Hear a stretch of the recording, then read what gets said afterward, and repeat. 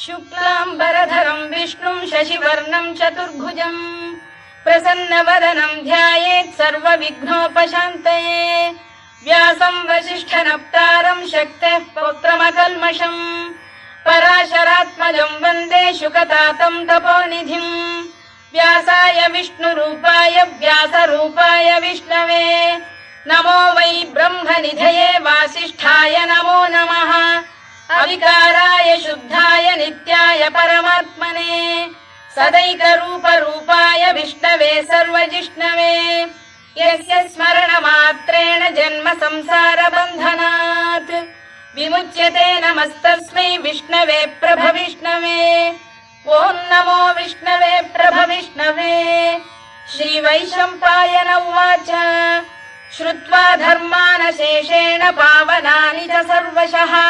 युधिष्ठिरः शान्तनवं पुनरेवाभ्यभाषत। युधिष्ठिर उवाच किमेकं दैवतं लोके किं वाप्येकं परायणम् स्तुवन्तः कङ्कमर्चन्तः प्राप्नुयुर्मानवा शुभम्। को धर्मः सर्वधर्माणां भवतः परमो मतः किं जपन्मुच्यते जन्तुर्जन्म संसारबन्धनात्। श्रीभीष्म उवाच जगत्प्रभुं देवदेवमनन्तं पुरुषोत्तमं स्तुवन्नाम सहस्रेण पुरुषः सततोत्थितः तमेव चार्चयन् नित्यं भक्त्या पुरुषमव्ययम् ध्यायन् स्तुवन् नमस्यंश्च यजमानस्तमेव च अनादिनिधनं विष्णुं सर्वलोकमहेश्वरम् लोकाध्यक्षं स्तुवन् नित्यं सर्वदुःखातिगो भवेत्। ब्रह्मण्यं सर्वधर्मज्ञं लोकानां कीर्तिवर्धनम्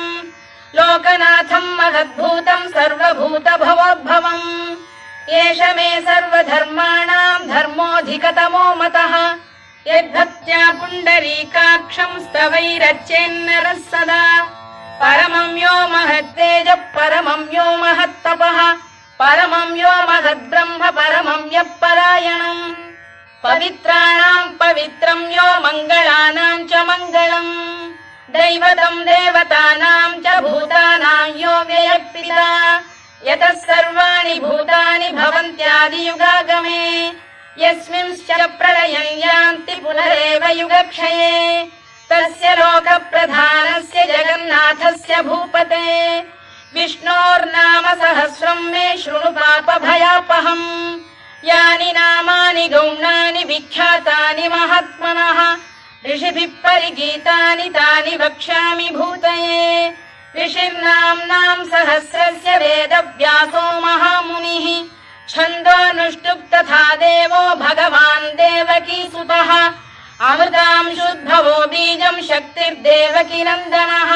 त्रिसामा हृदयं तस्य शान्त्यर्थे विनियुज्यते। विष्णुं जिष्णुं महाविष्णुं प्रभविष्णुं महेश्वरम् अनेकरूपदैत्यान्तं नमामि पुरुषोत्तमम्। अस्य श्रीविष्णोर्दिव्यसहस्रनामस्तोत्रमहामन्त्रस्य श्रीवेदव्यासो भगवान् ऋषिः अनुष्टुप्-छन्दः श्रीमहाविष्णुः परमात्मा श्रीमन्नारायणो देवता अमृतांशुद्भवो भानुरिति बीजम् देवकी नन्दन सृष्टेति शक्तिः उद्भवः क्षोभणो देव इति परमो मन्त्रः शङ्खबृन्नन्दकी चक्रीति कीलकम् शार्ङ्गधन्वा गदाधर इत्यस्त्रम्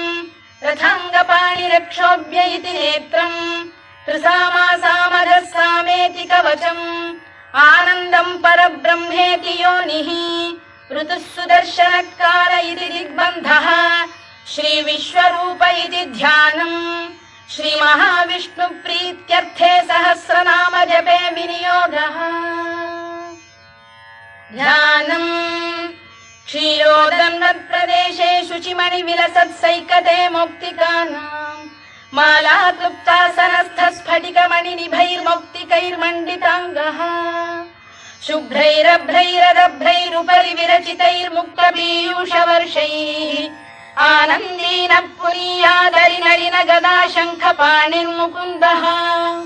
भूः पादौ यस्य नाभिर्वियदसुरनिलश्चन्द्रसूर्यौ च नेत्रे कर्णावाशा शिरोद्यौर्मुखमपि दहनो यस्य वास्तेयमब्धिः अन्तस्थम् यस्य विश्वम् सुरनरखगो भोगि गन्धर्वदैत्यैः चित्रम् रम्यते तम् त्रिभुवन वपुषम् विष्णुमीशम् नमामि। ॐ नमो भगवते वासुदेवाय। शान्ताकारम् भुजगशयनम् पद्मनाभम् सुरेशम् विश्वाधारम् गगनसदृशम् मेघवर्णम् शुभाङ्गम् लक्ष्मीकान्तम् कमलनयनम् योगिधृध्यानगम्यम् वन्दे विष्णुम् भवभयहरम् सर्वलोकैकनाथम् मेघश्यामम् पीतकौशेयवासम् श्रीवत्साङ्कम् कौस्तुभोद्भासिताङ्गम् पुण्योपेतम् पुण्डरीकायताक्षम् विष्णुम् वन्दे सर्वलोकैकनाथम्। नमः समस्तभूतानामादिभूताय भूभृते अनेकरूपरूपाय विष्णवे प्रभविष्णवे सशङ्खचक्रम् सकिरीटकुण्डलम् सपीतवस्त्रम् सरसीरुहेक्षणम् सहारवक्षस्थलशोभिकौस्तुभम् नमामि विष्णुम् शिरसा चतुर्भुजम् छायायाम् पारिजातस्य हेमसिंहासनोपरि आसीनमम्बुदश्याममायताक्षमलङ्कृतम्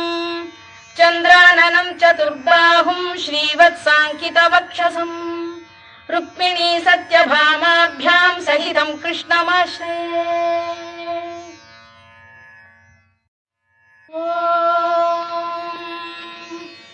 विश्वम् विष्णुर्वषत्कारो भूतभव्य भवत्प्रभुः भूतभृद्भावो भूतात्मा भूतभावनः भूतात्मा परमात्मा च मुक्तानाम् परमागतिः अव्ययः पुरुषः साक्षी क्षेत्रज्ञोऽक्षर एव च योगो योगविदाम् नेता प्रधानपुरुषेश्वरः नारसिंहवपुः श्रीमान् केशवः पुरुषोत्तमः सर्वः शर्वः शिवस्थाणुर्भूतादिर्निधिरव्ययः सम्भवो भावनो भर्ता प्रभवः प्रभुरीश्वरः स्वयम्भूः शम्भुरादित्यः पुष्कराक्षो महास्वनः अनादिनिधनो धाता विधाता धातुरुत्तमः अप्रमेयो ऋषिकेशः पद्मनाभोऽमरप्रभुः विश्वकर्मा मनुस्पष्टा स्थविष्ठस्थविरो ध्रुवः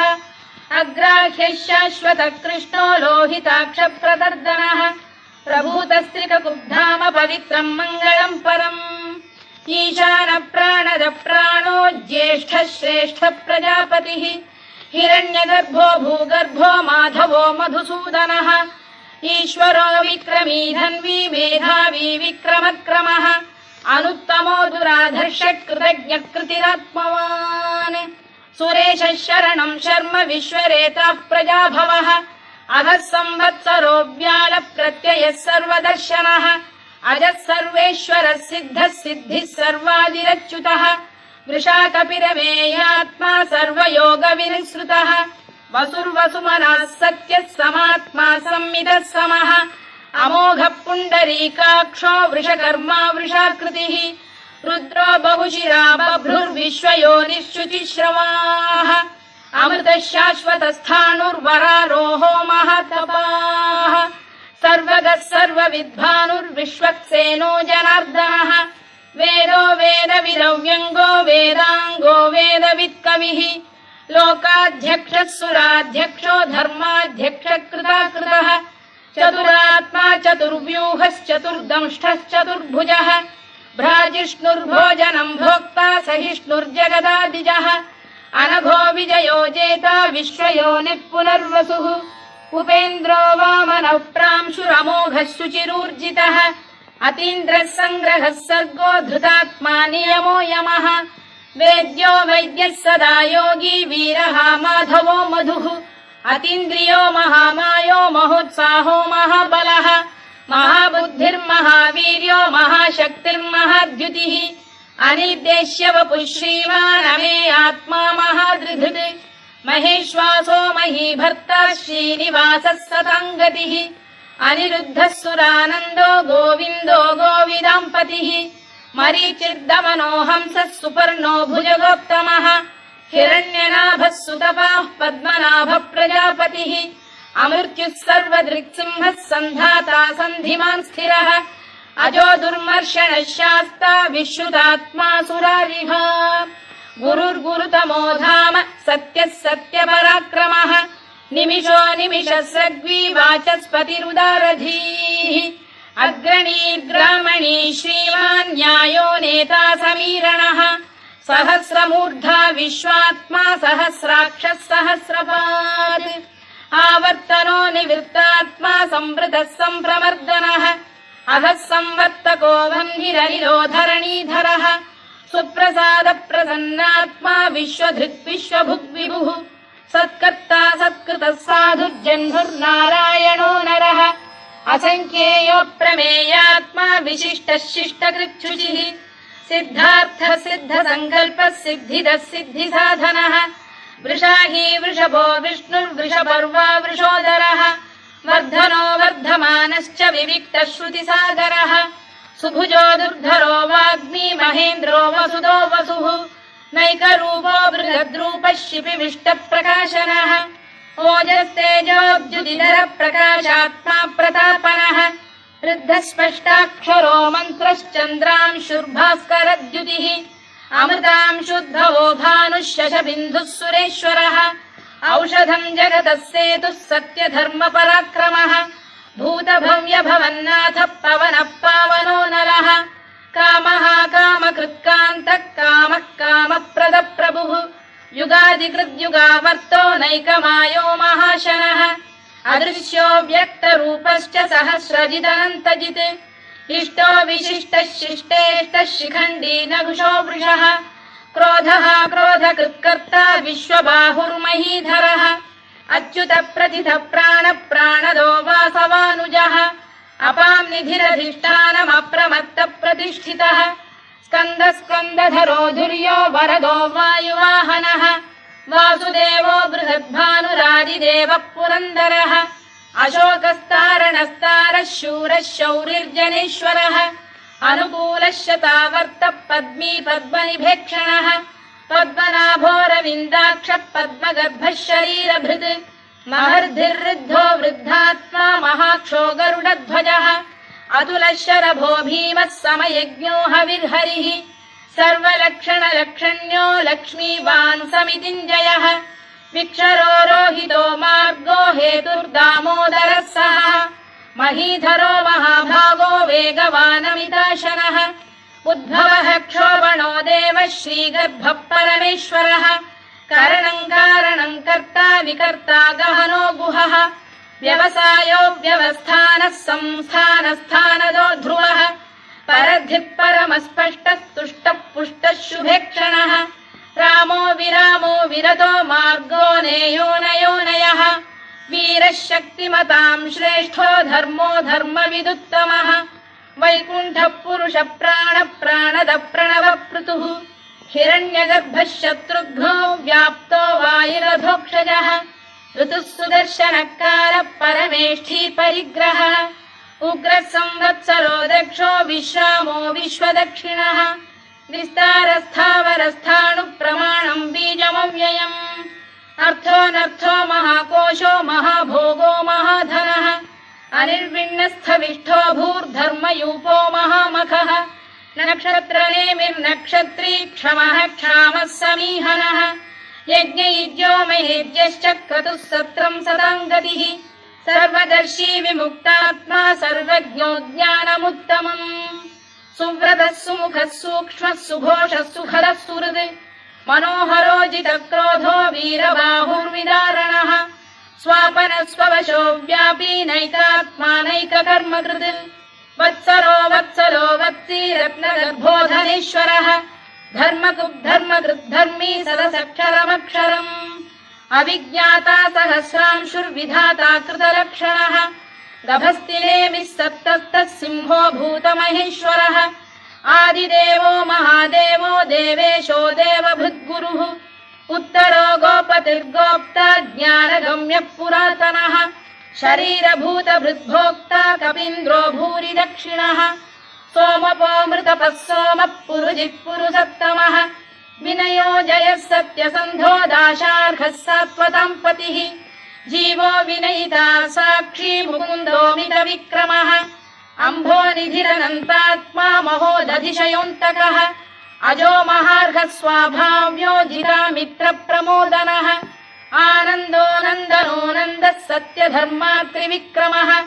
महर्षि कपिलाचार्यः कृतज्ञो मेदिनीपतिः त्रिपदस्त्रिदशाध्यक्षो महाशृङ्गकृतान्तकृत् महावराहो गोविन्दः सुषेणः कनकाङ्गनी गुह्यो गभीरो गहनो गुप्तश्चक्रगदाधरः मेधास्वाङ्गो जितकृष्णो दृढः सङ्कर्षणोच्युतः वरुणो वारुणो वृक्षः पुष्कराक्षो महामनाः भगवान् भगहानन्दी वनमाली हलायुधः आदित्यो ज्योतिरादित्यः सहिष्णुर्गतिसत्तमः सुधन्वाखण्ड परशुर्दारुणो द्रविणप्रदः दिवस्पृक् सर्वदृग्व्यासो वाचस्पतिरयो निजः त्रिसामासामगः साम निर्वाणम् भेषजम् भिषज सन्न्यासकृच्छमः शान्तो निष्ठा शान्तिः परायणम् शुभाङ्गः शान्तिदः स्रष्टा कुमुदः कुवलेशयः गोहितो गोपतिर्गोप्ता वृषभाक्षो वृषप्रियः अनिवर्ती निवृत्तात्मा संक्षेप्ताक्षेमकृत् शिवः श्रीवत्सवक्षः श्रीवासः श्रीपतिः श्रीमताम्बरः श्रीधः श्रीशः श्रीनिवासः श्रीनिधिः श्रीविभावनः श्रीधर श्रीकर श्रेयः श्रीमान् लोकत्रयाश्रयः स्वक्षः स्वङ्गः शतानन्दो नन्दिर्ज्योतिर्गणेश्वरः विजितात्मा विधेयात्मा सत्कीर्तिश्छिन्न संशयः उदीर्णः सर्वतश्चक्षुरनीशः शाश्वतस्थिरः भूषयो भूषणो भूतिर्विशोकः शोकनाशनः अर्चिष्मानर्चितः कुम्भो विशुद्धात्मा विशोधनः अनिरुद्धो प्रतिरथ प्रद्युम्नो मितविक्रमः कालनेमिनिः वीरः शौरिः शूरजनेश्वरः त्रिलोकात्मा त्रिलोकेशः केशवः केशिहा हरिः कामदेवः कामपालः कामी कान्तकृतागमः अनिर्देश्य वपुर्विष्णुर्वीरोऽनन्तो धनञ्जयः ब्रह्मण्यो ब्रह्मकृद्ब्रह्मा ब्रह्म ब्रह्मविवर्धनः ब्रह्मविब्राह्मणो ब्रह्मी ब्रह्मज्ञो ब्राह्मणप्रियः महाकमो महाकर्मा महातेजा महोरगः महाक्रतुर्महायज्वा महायज्ञो महाहविः स्तव्यस्तव प्रियस्तोत्रम् स्तुतिस्तोतारणप्रियः पूर्णः पूरयिता पुण्यः पुण्यकीर्तिरनामयः मनोजवस्तीर्थकरो वसुरेता वसुप्रदः वसुप्रदो वासुदेवो वसुर्वसुमनाहविः सद्गतिः सत्कृतिः सत्ता सद्भूतिः सत्परायणः शूरसेनो यदुश्रेष्ठः सन्निवासः सुयामुनः भूतावासो वासुदेवः सर्वासु निलयो नलः दर्पः दर्पदो दृप्तो दुर्धरोऽथा पराजितः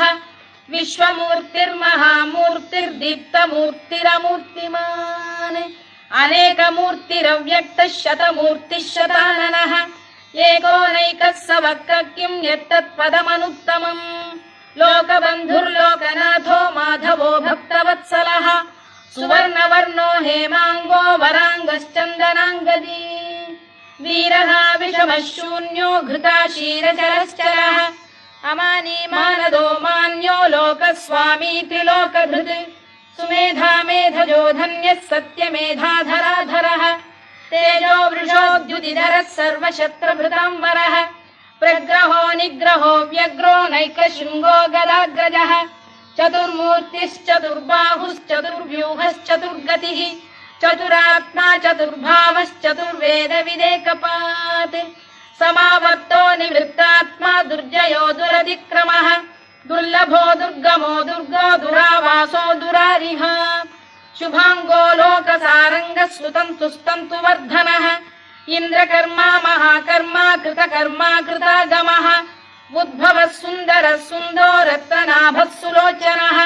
अर्को वाजसनः शृङ्गी जयन्तः सर्वविजयी सुवर्णबिन्दुरक्षोभ्यः सर्ववागीश्वरेश्वरः महाह्रदो महागर्तो महाभूतो महानिधिः कुमुदः कुन्दरः कुन्दः पर्जन्यः पावनो निलः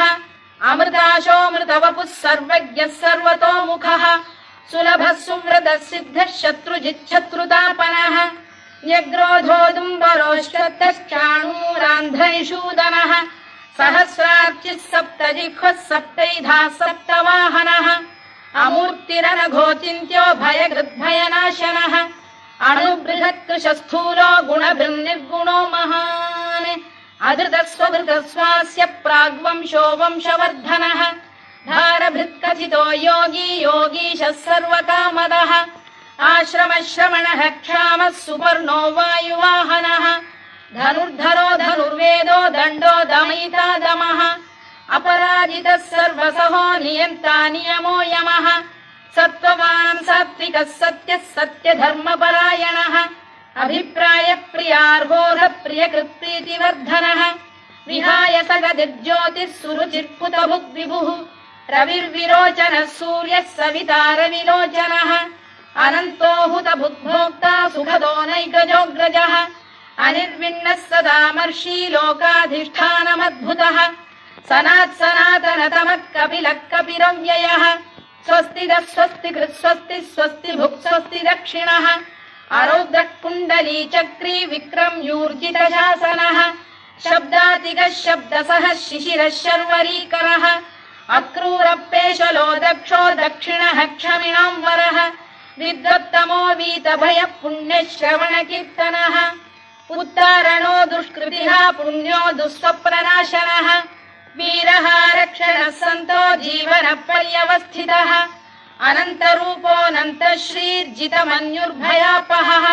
चतुरश्रो गभीरात्मा विदिशो व्यादिशो दिशः अनादिर्भूर्भुवो लक्ष्मी सुवीरो रुचिराङ्गदः जननो जनजन्मादिर्भीमो भीमपराक्रमः आधारनिलयो धाता पुष्पहास प्रजागरः ऊर्ध्वरः सत्पथाचार प्राणर प्रणवप्रणः प्रमाणम् प्राणनिलय प्राणभृत्प्राणजीवनः तत्त्वम् तत्त्वविदेकात्मा जन्म मृत्युजरातिगः भूर्भुवः स्वस्तरुस्तारः सविता प्रपितामहः यज्ञो यज्ञपतिर्यज्वा यज्ञाङ्गो यज्ञवाहनः यज्ञभृद्यज्ञकृद्यज्ञी यज्ञभुग्यज्ञसाधनः यज्ञान्तकृद्यज्ञदुह्यमन्नमन्नाद एव च आत्मयोनिः स्वयम् जातो वैखानः सामगायनः देवकीनन्दनः स्रष्टा क्षितीशः पापनाशनः शङ्खबृन्नन्दकी चक्री शार्ङ्गधन्वा गदाधरः रथाङ्गपाणिरक्षोभ्यः सर्वप्रहरणायुधः सर्वप्रहरणायुध ॐ नम इति वनमाली गरीशाङ्गी शङ्खी चक्री च नन्दकी श्रीमान्नारायणो विष्णुर्वासुदेवोऽभिरक्षतु वनमाली गरीशाङ्गी शङ्खी चक्री च नन्दकी श्रीमान्नारायणो विष्णुर्वासुदेवोऽभिरक्षतु वनमाली गरीशाङ्गी शङ्खी चक्री च नन्दकी श्रीमान्नारायणो विष्णुर्वासुदेवोऽभिरक्षतु इतीदम् कीर्तनीयस्य केशवस्य महात्मनः नाम्नाम् सहस्रम् दिव्यानामशेषेण प्रकीर्तितम् य इदम् शृणुयान् नित्यम् यश्चापि परिकीर्तयेत् नाशुभम् प्राप्नुयात् किञ्चित् सोमुत्रेह च मानवः वेदान्तको ब्राह्मणः स्यात् क्षत्रियो विजयी भवेत् वैश्यो धनसमृद्धः स्यात् शूद्रः सुखमवाप्नुयात् धर्मार्थी प्राप्नुयात् धर्ममर्थार्थी चार्थमाप्नुयात् कामानवाप्नुयात् कामी प्रजार्थी चाप्नुयात् प्रजाम् भक्तिमान् यः सदोत्थाय शुचिस्तद्गतमानसः सहस्रम् वासुदेवस्य नाम्नामेतत्र कीर्तयेत् यशः प्राप्नोति विपुलम् याति प्राधान्यमेव च अचलाम् श्रियमाप्नोति श्रेयः प्राप्नोत्यनुत्तमम् न भयम् क्वचिदाप्नोति वीर्यम् तेजश्च विन्दति भवत्यरोगोद्युतिमान् बलरूपगुणान्वितः रोगार्तो मुच्यते रोगात् बद्धो मुच्येत बन्धनात् भयान्मुच्येत भीतस्तु मुच्येतापन्नः आपदः दुर्गाण्यतितरत्याशु पुरुषः पुरुषोत्तमम् सुवन्नाम सहस्रेण नित्यम् भक्तिसमन्वितः वासुदेवाश्रयो मर्त्यो वासुदेवपरायणः सर्वपापविशुद्धात्मा याति ब्रह्म सनातनम् न वासुदेव भक्तानामशुभम् क्वचित् जन्म मृत्युजरा व्याधि भयम् नैवोपजायते इमं स्तवमधीयानः श्रद्धा भक्ति समन्वितः युज्येतात्मसुखक्षान्तिः श्रीधृतिस्मृतिकीर्तिभिः न क्रोधो न च मात्सर्यम् न लोभो न शुभामतिः भवन्ति कृतपुण्यानाम् भक्तानाम् पुरुषोत्तमे द्यौसचन्द्रार्कनक्षत्राखम् दिशो भूर्महोदधिः वासुदेवस्य वीर्येण विधृतानि महात्मनः ससुरासुरगन्धर्वम् स यक्षोरगराक्षसम् जगत्वशे वर्ततेदम् कृष्णस्य सचराचरम् इन्द्रियाणि मनो बुद्धिः सत्त्वम् तेजो बलम् धृतिः